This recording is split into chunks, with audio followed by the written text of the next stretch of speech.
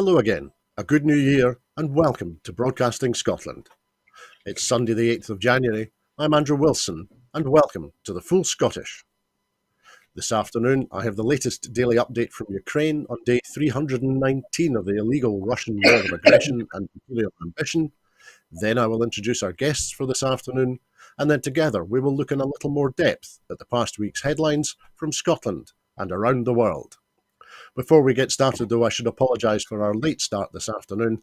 The winter gremlins are fighting against us this afternoon, but we are persisting and we will bring the Full Scottish to you today.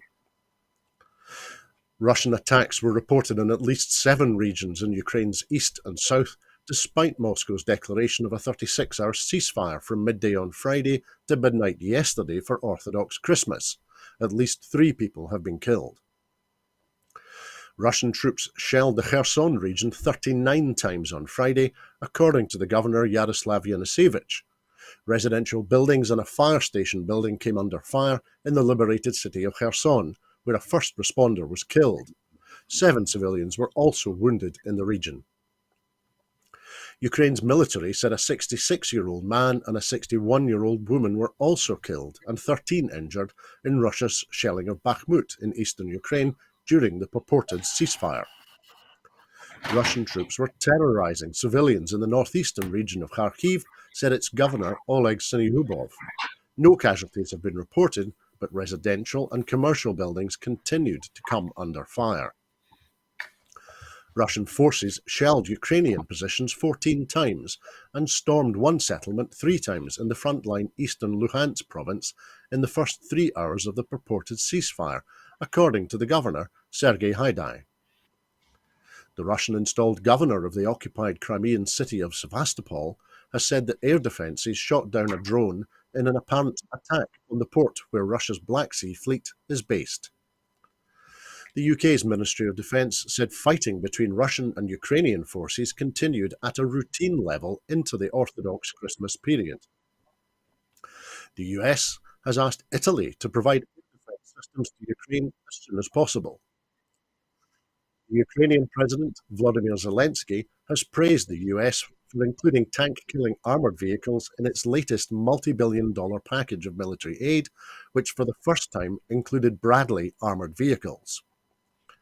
Services have taken place in Ukraine to mark the first Orthodox Christmas since Russia's invasion of the country last year.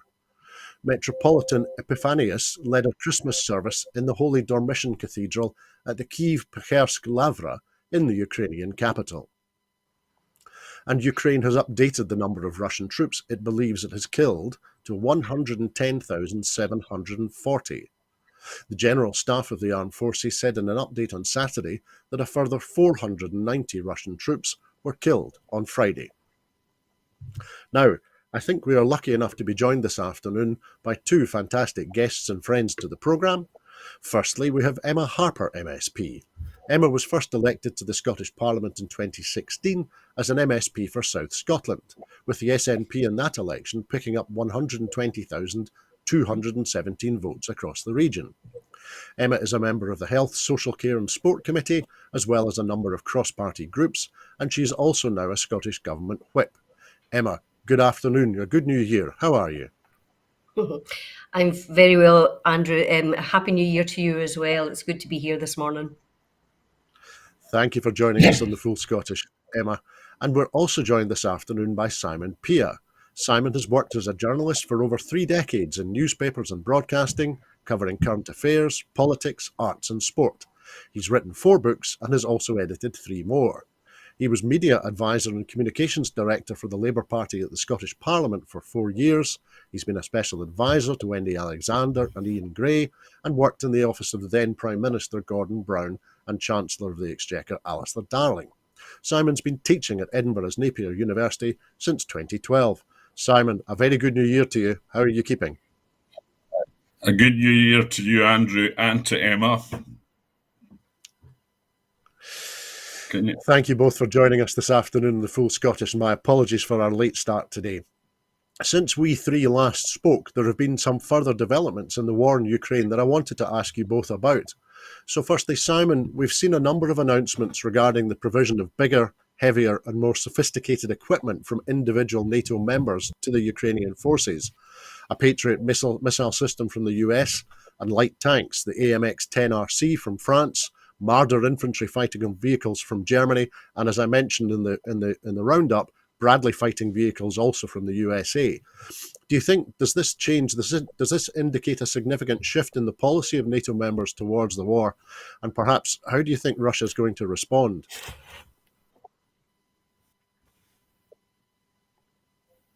Oh, I think Simon may have frozen. Wi-Fi is not our friend this afternoon. Simon, are you with us? I can hear you, Andrew. Can you hear me? I hope you're Yes, I picking can, me up. Simon. Yes, we are. I must admit, I'm very pessimistic about what's happening in Ukraine, bearing about it. The idea that NATO is ratcheting up its military, it's basically America. America's given over $100 billion worth of equipment to Ukraine. But I mean, I'm not a military expert, but I just see this as a long, grinding war. And I said, no military expert. I don't know how many people in the media are. I don't think even the military experts know what's going to happen. But as I said, what is despairing to me is that there's no attempt at negotiations. I believe this could have been prevented if you look back over 10, 20 years, even the last 8 years, even the last year. More could have been done to possibly prevent what has happened. So I don't see this as anything positive to come out. I find it very hard to see Russia getting pushed out of Crimea, let alone the Donbass, because like the Ukrainians in the Donbass who've spent since 2014 building up defenses, the Russian policy is to build up defenses right across the east and down into the south of Ukraine. So as I said, I just think I find it depressing. And I think more people, and I find that British politicians, both in Scotland, UK, have really not contributed positively to this. I think rather than just mouthing platitudes and leaving it to basically, you've got the Russian war machine and the US war machine. Thank you, Simon. That's some great perspective there. Thank you.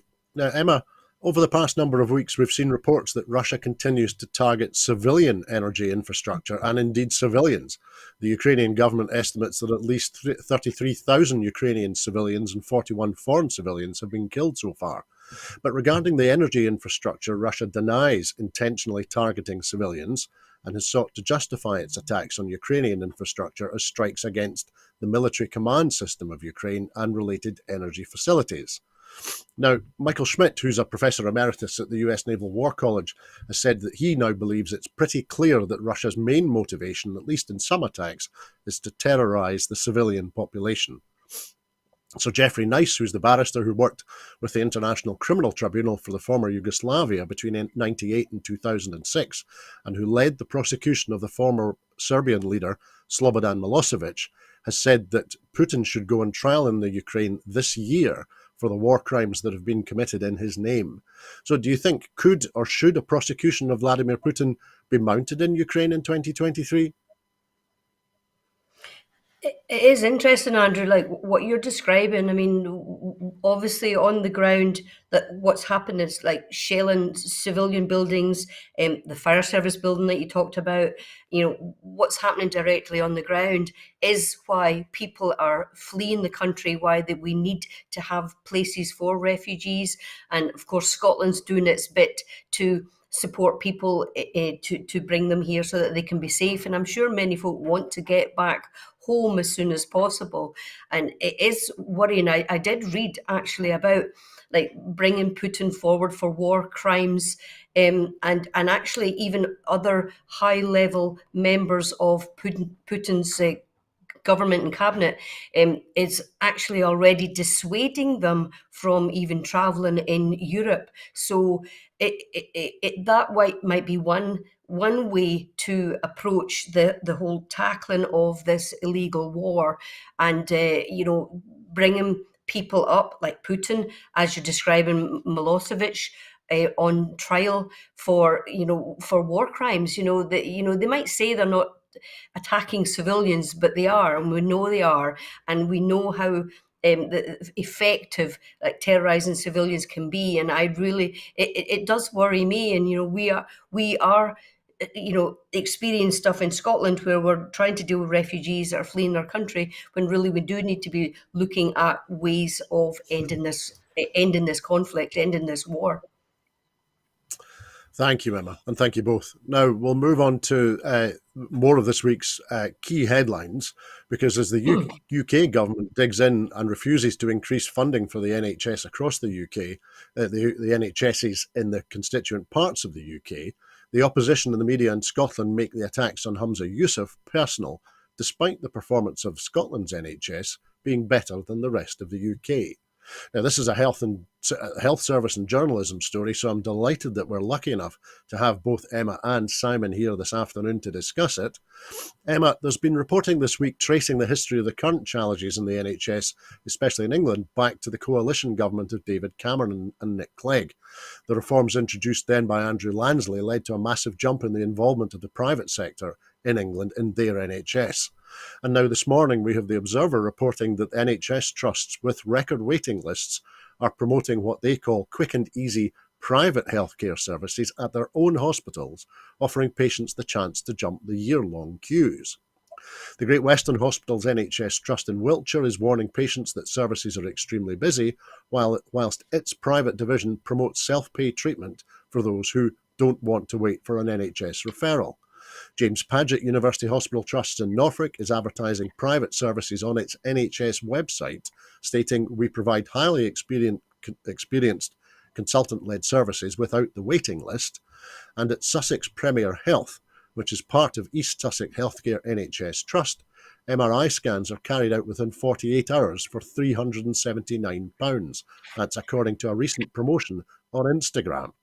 The Trust has more than 7,800 patients waiting for diagnostic tests. These premium treatments are being offered through private patient units owned and operated by NHS trusts and typically located on hospital premises. Procedures are often carried out by all the same staff who would eventually treat patients if they had stayed on NHS waiting lists. And Professor David Rowland, the director for the Centre of Health and Public Interest, said that while it was potentially justifiable for trusts to offer certain private services when the NHS was not under strain, he said it was ethically very dubious, especially during a crisis.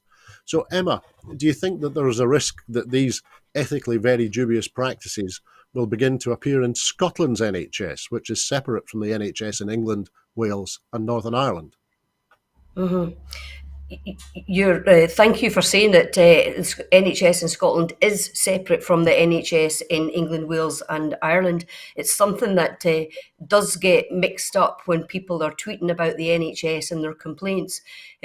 I think it's worrying, because when I worked in Surrey, probably back in early 2000s, before that even, the same NHS doctors, the same NHS anaesthetists and the same NHS nurses were doing private cases, and the justification was it brings in extra revenue so that they can put it back into care. But if the same doctors are doing private cases, well, who's then going to deal with the patients on like the NHS patients that can't afford the private care? It does create a separate level of care, and I do worry about the use of our own NHS spaces and places for care. And again, it's also the who's picking up the pieces when complications happen as well, because that means that then the emergency room facilities, when people then get admitted for infection or complications related to that surgery, it's the NHS that picks up the pieces of that as well. So I think it's a slippery slope, and I do not see that is going to come to Scotland, but I think we really need to be paying attention and make sure that this blurring the lines of what's private and what and actually having NHS hospitals do your MRI faster, it's something that we really do need to be concerned about. Thank you, Emma. Now, Simon, Douglas Ross at FMQs said, just how much worse does it have to get for patients and staff in Scotland before he takes responsibility? Scotland's NHS deserves better than Humza Yousaf. When will this health secretary be sacked? Now, the Deputy First Minister responded in those FMQs saying, someone has run out of road when they attack the man, not the issue, which is what Douglas Ross is doing right now. And of course, publications like the Daily Express platform Jackie Bailey's demands it's time for Humza Yousaf to face the music and hand the role over to someone who is prepared to tackle the issue. Now, I'm not aware of any similar calls on Steve Barclay in England, Elwynid Morgan in Wales, or Robin Swan in Belfast, where the performance of their NHSs is comparatively worse than the performance of Scotland's NHS. So, Simon, why do you think there's such a stark difference in the approach of journalists and politicians across the different parts of the UK?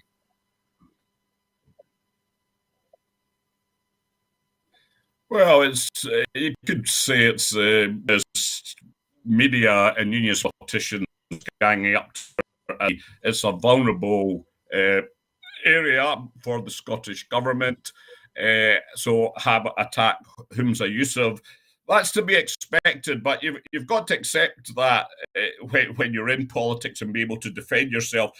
And this is deflection by Douglas Ross. Let's focus on the SNP government, the Scottish government, try and point out its flaws as much as possible. But then again, in Scotland, we shouldn't be complacent at all. I think Humza Yousaf's just got to brush this off. The Scottish government has got to brush this off. They can maybe say, look, it's not as bad in England, but we realise that we have to sort this out. This problem has been building up. They also have got to put it in a historical context, in that in the 80s and 90s, the NHS service dipped dramatically, the standard of care it provided. Labour government under Blair and Brown, I've criticised lots of aspects of that government, but they did improve the health service, the NHS. But since 2010, they've had austerity under this Conservative government, which permeates the whole of the UK and affects, although we have our separate health service, the Scottish budgets the Scottish government's had to deal with, it has depleted the resources for our National Health Service. So I think people have to face up to the fact, what Emma was saying and pointing out, we've got to be very careful we don't go down the road towards a two-tier system, which looks like that's the way it's moving in England. It's in place to a certain extent in England as it is. And I think it's been quite worrying, some of the comments that Wes Streeting, the Labour Shadow Health Secretary, has been making. Although he made one interesting comment I saw yesterday about bringing GP directly into the NHS. And we have to look at the problems in Scotland. I know from personal experience, a couple of people I know close to me, one of them has had excellent NHS treatment. They've got quite a serious condition. And the cost of the drugs they get treated with, it's quite remarkable what our NHS system does. And they've had very good treatment. Then again, this other person I know, they've got a really ponderous process with their GP, trying to get to see a consultant. And it's still this is going back to last summer, late summer, they have still not got an appointment with a consultant. Now, we've got to look at that. Is the GP system working properly? Is the accident and emergency? Now, Emma knows a lot more about this than me, but we have to make some measures. And this is, again, tell me if I'm wrong, Emma. I think people with serious conditions can get great treatment in Scotland, but the basic bread and butter system is seriously failing. I know I'm lucky with my health, but I know I've not bothered going to a GP recently, a couple of minor problems, because I know it'll take me a hell of a long time to get an appointment, or, etc. I've also been speaking to people, getting referred to a consultant through your GP takes a hell of a long time as well. And it cannot be people are left. And what you're getting is people going to private health. I know people fairly minor operations like hernias, things like that, they've gone private, and I'm not going to lecture them and say you shouldn't be doing that, if they can afford it. But in effect, we do partly have a two-tier system now because of, and while we criticise this government, the UK government. We've got to hammer home that message. This is austerity. This has been forced upon us by the Conservative government, and that should be rammed down Douglas Ross's throat. And if Jackie Bailey's got to speak out to say, Jackie, this is rooted at Western. This is historic. Why we're where we're at today. Mm-hmm. Well, and That's Simon's right, Andrew. Jackie Bailey is quite happy to take a pop at Hamza Yusuf, and they did the same with Shona Robinson, and they did the same with Jean Freeman. It's because they've got nothing else, and we just did a health inequality inquiry in Health Committee. There are Labour members on the Health and Sport Committee, and what came out of that from professors like David Walsh at in Glasgow, it was that austerity was the cause of health inequality. And because of the nature of the financial settlement that we have in Scotland, that austerity directly impacts on the people in Scotland. And all the mitigation measures that we put in place, I read, I mean, it's millions and millions and millions that the Scottish Government have already put in place to counter the bedroom tax, to £25 child payment. It's groundbreaking, but it's always just now mitigating and plugging the holes of the austerity that's caused by Westminster. And maybe Jackie Bailey needs to actually point a finger in that direction instead of calling for Hamza to resign, because I know we've got problems. I know there's issues. There's major challenges with ambulances outside accident emergencies and everything, and it's very complicated. There's 100 people sitting in Dumfries and Galloway Royal Infirmary right now that could be discharged. They're medically ready, and so it's a ongoing issue around social care. It's the NHS, and yes, the pandemic has contributed to that, but it's really, really complicated, and calling for somebody to lose their job isn't the solution to tackling all of this. That's a very good point, Emma. Thank you very much indeed, and thank you both for your perspectives and your help with that particular story. Perhaps we should move on now to another.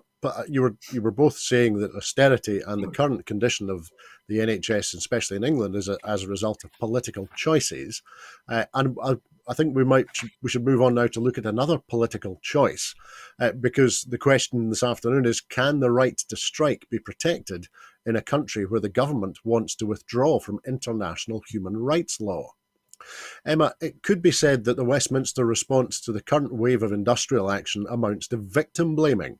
The response regarding border force staff is reported to have been to consider either banning them from joining trade unions or banning them from striking, or a third option, which is the one that seems to be moving forward, which is introducing minimum service levels and then blaming the workers and the trade unions if those service levels are not met.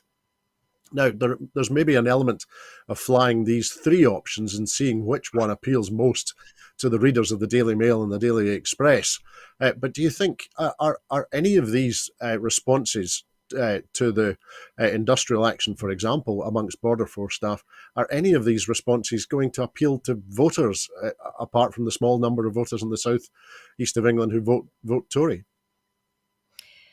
Yeah, it is really interesting. I mean, the various people, including Amnesty, talk about this human rights bill as actually being regressive. It's actually taken away human rights that have been fought for by people. And one of the things that I was thinking about ahead of this afternoon, was talking about like the human rights law is absolutely necessary in order to help support people and hold power to account.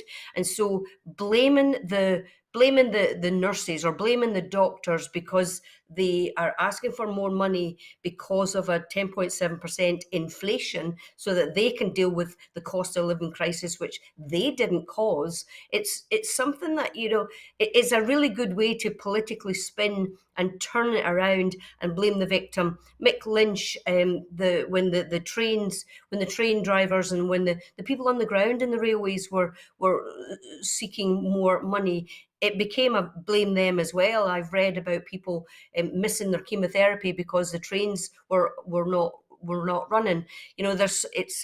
It's really easy to blame victims, and it's really easy to say that It's their fault, and this is what we're going to do. We're going to make it about minimum staffing levels and safety.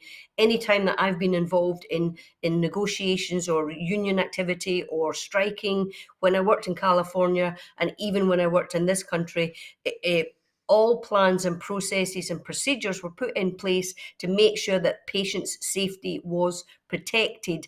And so, so just basically turning it around and saying this is all about the people who are rightly asking for more money, it's something that the Tory government are really good at doing, and they need to stop blaming the nurses for asking for more money. Thank you, Emma. Now, Simon, Mark Sawatka of the PCS trade union said that these proposals will, if they're rolled out as as it's suggested they may be, that they will affect over 1 million people, which is an extraordinary step in any democratic society. He said they're trying to potentially take what are already the most restrictive anti-union laws in Europe and take them to levels that he doesn't think anybody would otherwise seriously contemplate. Now, civil servants discussing these proposals admit that the legislation is not without its challenges in civil service speak, and that the real test will come when the challenges are made to this legislation under Article 11 of the European Convention on Human Rights, which protects all of our rights to assemble, to associate, and to protest. So, given that if these proposals would affect 1 million people, 1 million voters, that is, what do you think the mood of voters is going to be on this issue?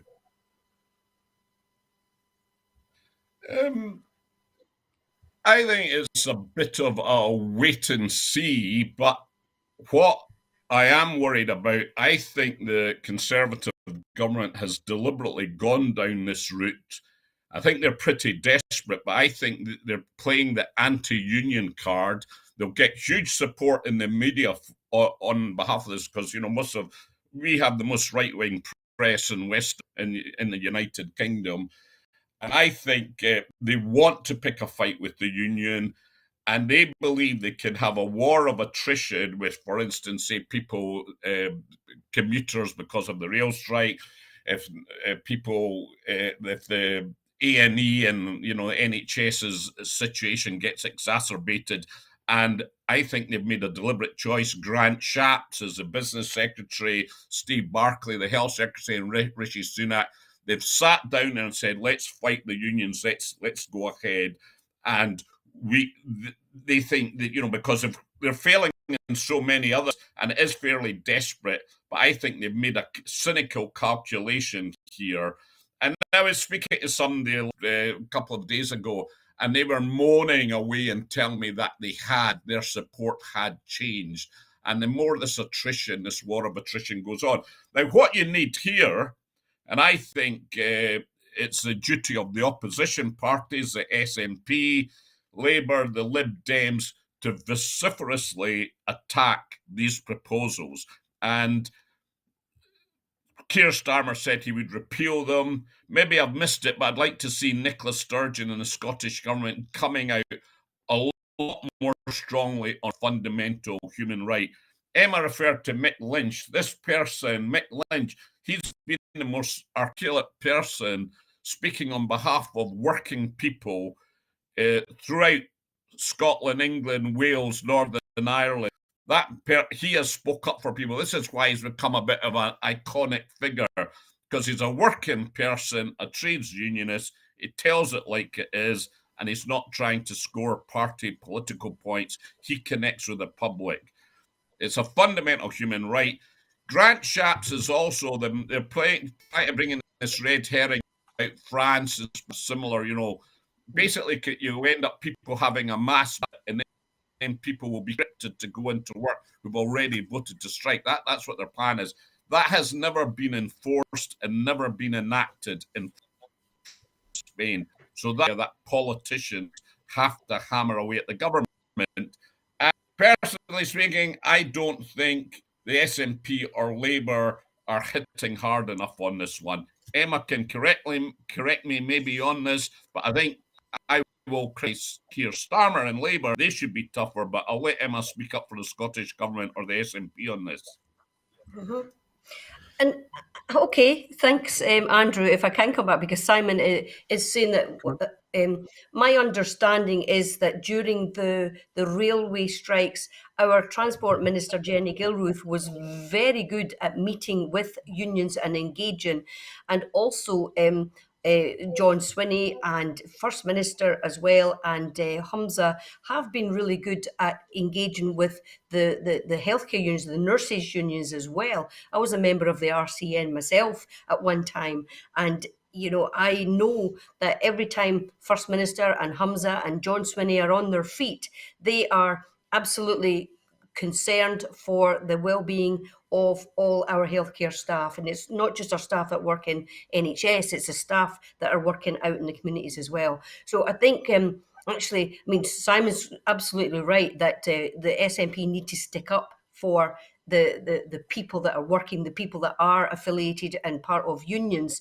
And that's something that, maybe the 1 hour or 45 minutes of First Minister's questions that gets televised is something that we should be saying, okay, can you do a bit more of that? Because we do actually do a lot of work outside the 1 hour or the 45 minutes of First Minister's questions. And it would be really good if the media would report on the other work that's going on, and especially all of the other things that's going on behind the scenes when the leadership of the SNP is directly engaging with the unions. And I know that's happening, and it's something that maybe needs to be broadcast more by the media to show that in Scotland we do things a bit different, and we actually care about people on the ground that are working, whether they're rail drivers or whether they're nurses in A&E.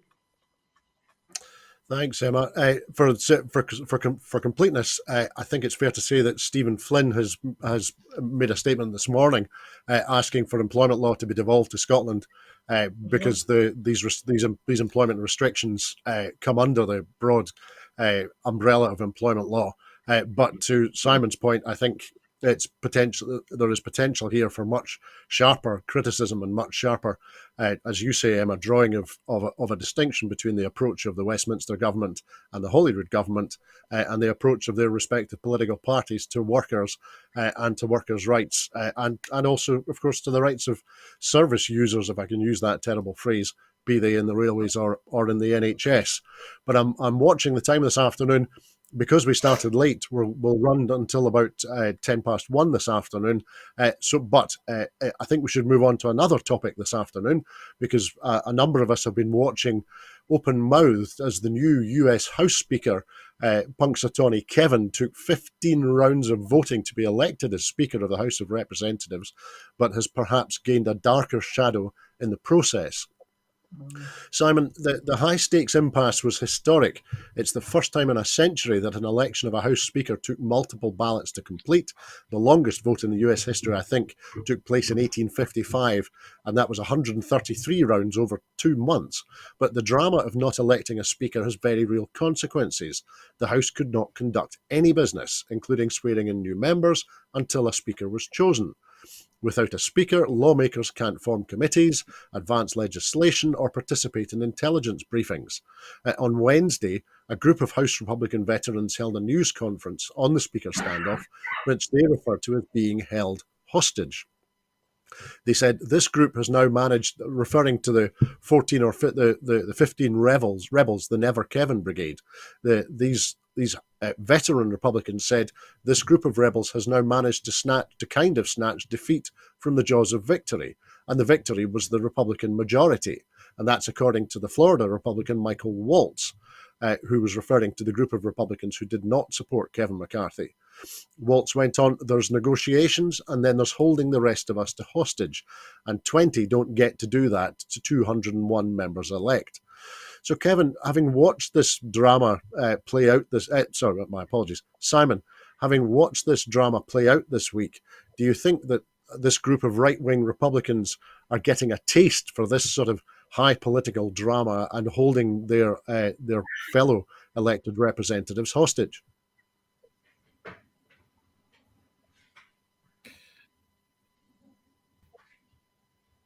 Yeah, I mean, the Republican Party has created this itself and seems in Congress, the way they enabled Donald Trump and they enabled the lunatic fringe of the party, and they think there are no limits to what they can do. And they believe they have the grassroots support. And I would imagine, quite worryingly, that these 15 members you referred to, Andrew, they probably do have quite a lot of grassroots support from what were the hardcore Trump voters. But it shows you really the state of what has happened to the Republican Party. Kevin McCarthy, by Scottish or British standards, he is a far-right politician. And for them to believe that he was not right-wing enough. Another thing that these Republicans as well, they would want to cut the budget of the U.S. aid to Ukraine. And that's another how bizarre the can be. And it shows you the worrying state of American politics, the polarization. And if it also shows you how short-term political expediency by the Republican Party will come back and bite you severely. And I think that's what happened to somebody like McCarthy and the Republican leadership in Congress this week. And they've scraped through this by the skin of their teeth. But this monkey is still on their back and will still keep biting them in the neck. Thank you, Simon. And I was going to draw with you, Simon. I was going to also draw. Do you think does the excruciating example that we have all lived through from Westminster's handling of Brexit, does that perhaps give us a clue as to how damaging this similar sort of behaviour by politicians in the House of Representatives, just how damaging it can be? Yeah, we got Brexit because David Cameron tried to appease the far right of the Tory party, and he worried about Nigel Farage fighting into ERG, Jacob Hogg, etc., all these characters, and they have not gone away. They will still create problems for Rishi Sunak. They've not forgot. They believe that Sunak's Johnson in the back, and how people can seriously, and they've got a point, the possibility that Boris Johnson could return, but we just have to wait and see. But there is a lesson, I think, for politicians. You've got to, expediency has got to have its limits. Thank you, Simon. A monster. Yeah, absolutely. And Emma, if I can develop that theme a little bit with you, 14 of the 15 rebels, the Never Kevin Brigade, either supported the insurrection on January 6th or have argued that the 2020 election was somehow stolen, in their words, from Donald J. Trump. Now, we've watched this week as this band of extremists effectively held the operation of an important part of government hostage. We perhaps see similar behaviour at Stormont, and of course we may also have seen similar behaviour during the passage of the gender recognition reform legislation in Holyrood towards the end of last year. So firstly, how do you think voters react to this sort of short-termism, this sort of lack of the expediency that Simon describes? How do you think voters react to this sort of behaviour in their politics?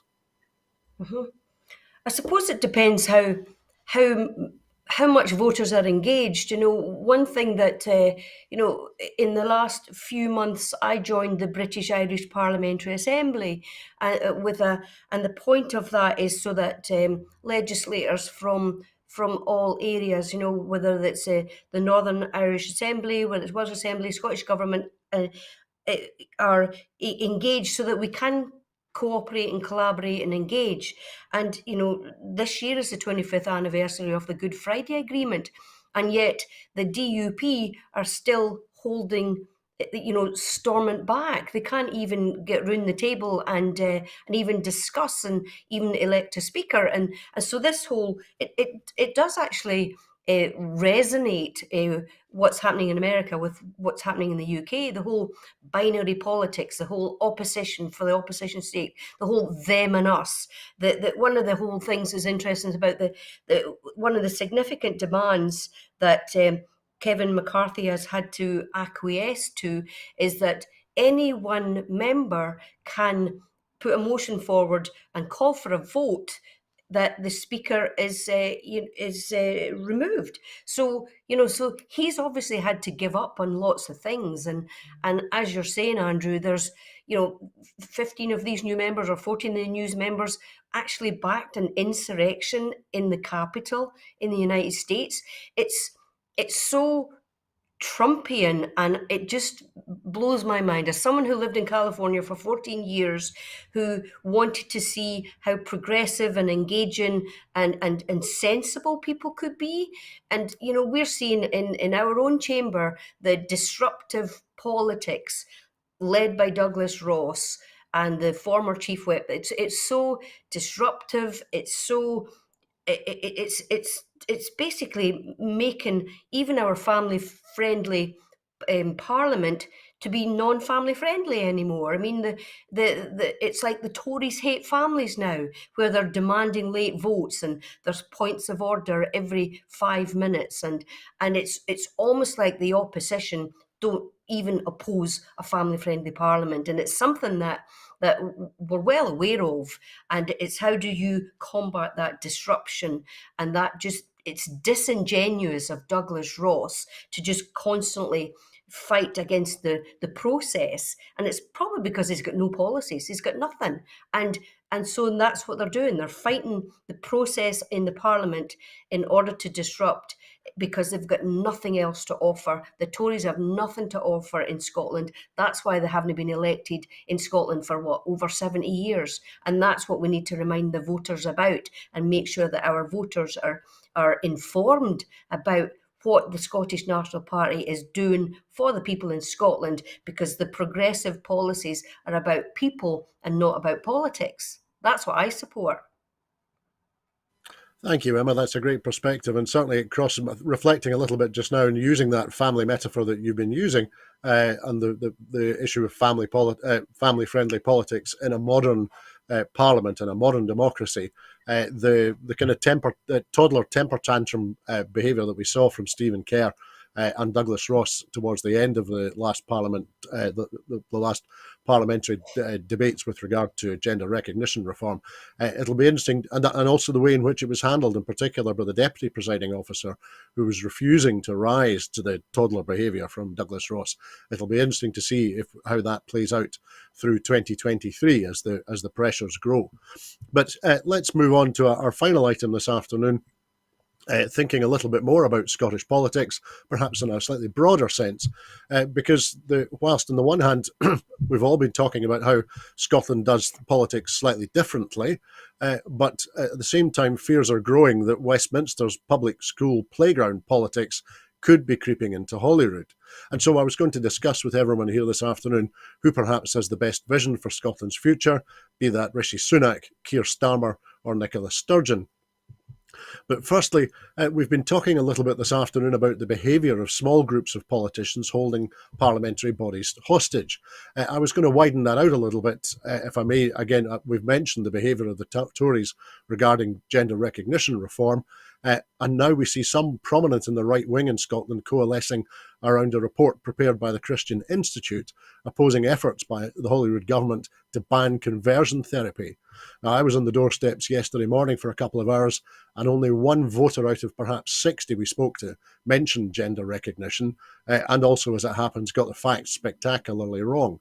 But Emma, I was going to ask you first, are Douglas Ross and Stephen Kerr and their dark money backers going to indulge in more of these sort of wedge issues in 2023? And why is that? Is that because they think it plays well with voters, or because they don't have any other policies to advance?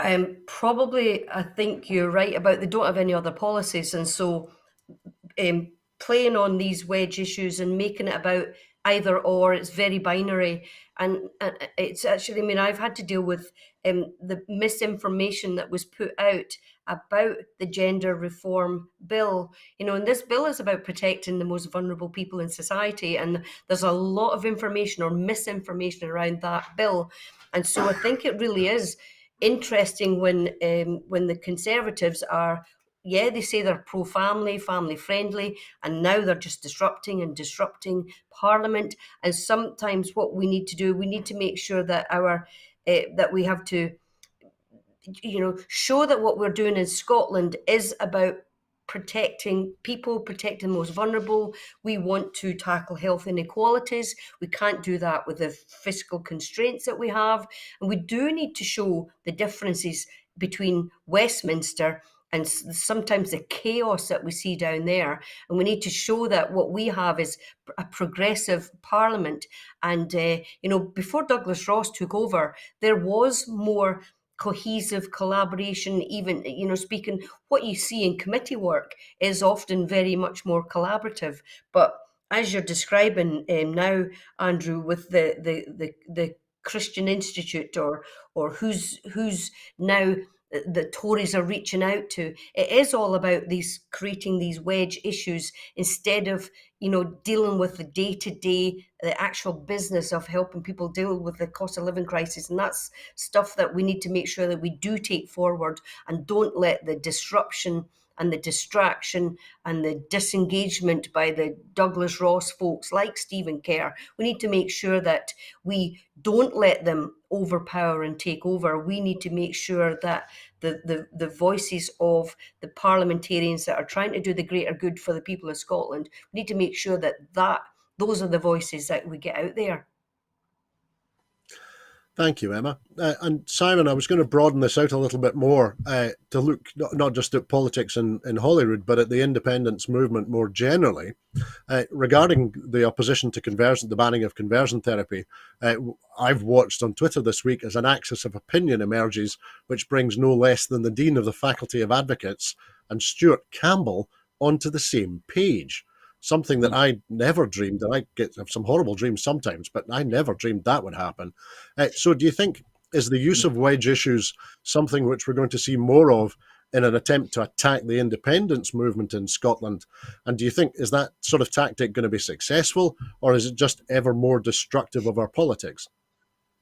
They might think they'll get some short-term success, but one of the privileges of working in a university is I'm dealing with young people every day. And if you're a supporter of independence, it's pretty positive, when you speak to young people and how they see the future of Scotland.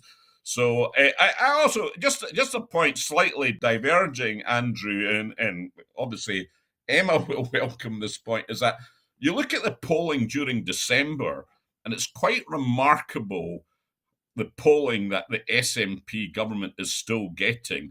Now, Labour has risen to a small amount in Scotland, but all it's really picking up is disenchanted Tory voters. The Tories have dropped down 6, 7, 10% or more, and Labour are picking up some of them. But what Labour are not doing is they're not winning back people like myself. I describe myself, I was quite old Labour in many ways, but somebody who believes in independence. I was never anti-Indy, but I regret some of my past actions. But now I support independence. I think under 40, under 50 even, it's quite remarkable, the support for independence in the long term. What is happening, I think, is that when we speak about the RA issues, these are being weaponized, because I think in America and Britain, Scotland, and in Europe, people are trying to, because the right wing, you could call it the hardcore neoliberals, they know they've lost the economic argument, so they've moved to cultural and social issues, and using terms like woke and snowflake, etc., and they attack the Black Lives Matter.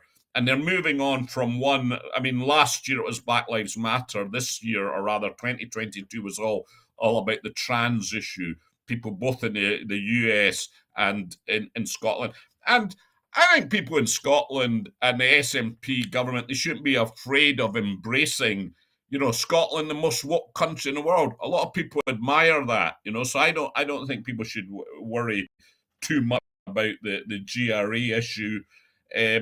It's also an issue that has polarized people. There's a lot of hysteria around it, but it's an issue that really shouldn't be dividing people so much. I think the passage through Parliament has been handled a lot better, but overall, I think I'll move on, and it's not a serious issue. I think the cost of living crisis is going to dominate politics. Issues like strikes as well are going to be at the heart, and the economy, and that's what it's going to come back to. And people are going to think Scotland would probably be better off. I think also the nationalists and the independent supporters should feel quite confident with the polling at the moment, because once the campaign, if and when it does begin for another referendum, look what happened in 2014. And I think all the potential for a surge is on the side of the independence movement. I don't see it there for the unionist movement. And you've got Brexit, this Conservative government, all sorts of other related issues. The Scottish government should try and stand firm on the NHS, stand firm on the human rights issue about strikes. Don't apologise for what they did in the GRA. Just keep moving forward. And I'll tell you another thing from my university experience. I speak to hundreds of students each year, and I always ask them about politicians. The one politician that people positively, even people who are not particularly nationalist or independent supporter, young people like Nicola Sturgeon. People are really, it strikes me time and again, she is a popular leader. She is the one politician in the UK that has quite genuine respect throughout her electorate. Thank you, Simon. That's some great perspective, especially from young voters. And so, Emma, to finish up this afternoon, I was going to ask you as well. As Simon says, the polling is pretty clear with regard to the demographics of support for independence and also support for the SNP, which, as we know, has continued to remain remarkably firm even after 12 years in government. So do you think that in terms of providing a vision for Scotland's future, be it a devolve under the current constitutional settlement or an independent Scotland, do you think that any of the main party leaders across the UK, Rishi Sunak, Keir Starmer, or Nicola Sturgeon, do you think that any of those are speaking particularly successfully to young voters who, of course, in a sense, own the future and are important in terms of where the country's politics are going? I think so. Simon is in a good place to talk about engaging with younger people, and we are seeing that younger people have more an affinity to be independent. We raise our kids to be independent. We raise our kids to go out on their own, make their own money, pay their own mortgage, and all of that. And one of the things that I really like in the south of Scotland, I'm the only SNP MSP in the 3 constituencies right near the border, and I've got 6 MP and MSPs from the Conservative Party. And every day when we go out and we chap doors and we talk to people and we do street stalls, we're seeing less and less angry, shaky, fisty folk coming to speak to us now. We're actually seeing people coming and saying, tell me about this, tell me about the economics. And we've got some great allies in Gordon McIntyre Kemp and the Believe in Scotland and the actual independent research that he has done with his team to look at how we can survive economically. So I welcome the march forward, the edging forward, the percentage votes that we have constantly increasing and increasing, even for me in the south, from Eyemouth all the way to Dromore. I look forward to engaging folk and helping them basically discover how Scotland can absolutely be a successful independent country. And that's my goal. So that's what we will be doing in my patch over the course of the next few months, right up until the whatever we have, a referendum or next election cycle. I think I've got my work cut out for me, but I'm ready for it. Thanks, Emma. That's some great perspective from the south of Scotland as well. Thank you. But I'm afraid that's all that we have time for this afternoon. In making these programmes, Broadcasting Scotland relies on the support of viewers and others who value our distinctive approach to news, current affairs and culture. Please help us to continue to make these programmes, to continue to develop the station and to make new programmes for you. Our programmes will always be free to view, but if you can afford £5 per month, please consider becoming a Broadcasting Scotland supporter. We have set ourselves a target of adding 10,000 new supporters and of raising £30,000 in order to enable us to employ staff to make more programmes. To everyone who has donated and to everyone who has signed up to make a regular monthly payment as a Broadcasting Scotland supporter, thank you very much. There are other ways in which you can support our work. If you would like to volunteer to work with Broadcasting Scotland, either behind the scenes or in front of the cameras, or in any other way that helps, then please visit our website at www.broadcastingscotland.scot and send us a message there. You can find us on Twitter at BroadcastScot. Please like and retweet us there. And you can also find us on Facebook by searching for Broadcasting Scotland. When you're watching us on YouTube, it would be great if you would like and subscribe to Broadcasting Scotland on that platform. Click on the little bell. Now, we will be back tomorrow evening at 7 with the next edition of Scotland at 7, so please come back and join us then. I'd like to thank everyone who has been watching this afternoon, and of course I'd like to say a very special thanks to our very special guests, Simon Pia and Emma Harper, MSP. Thanks, guys. Thank you. Pleasure to be here. Thank you, Andrew. Thank you both. I hope that everyone has enjoyed a tasty full Scottish this afternoon. I'm away to recycle the Christmas tree. Please have a very peaceful rest of your weekend. Bye-bye.